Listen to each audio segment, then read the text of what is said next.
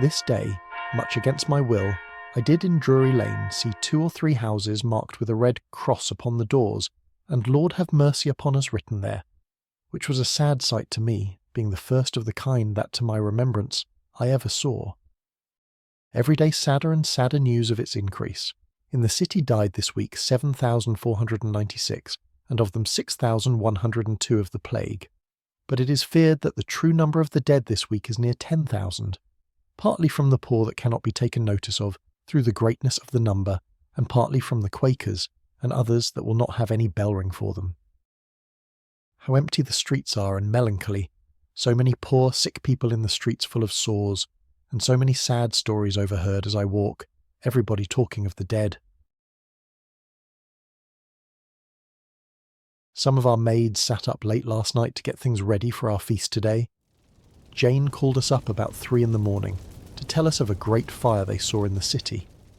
So I rose and slipped on my nightgown and went to her window and thought it to be on the backside of Mark Lane at the farthest, but being unused to such fires as followed, I thought it far enough off, and so went to bed again and to sleep.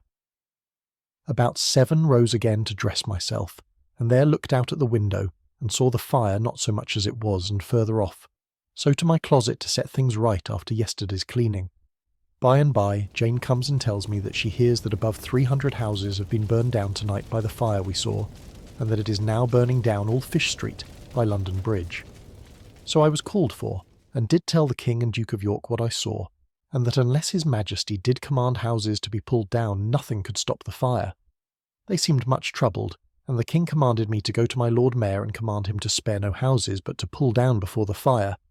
To the King's message he cried, like a fainting woman, "Lord, what can I do? I am spent. People will not obey me.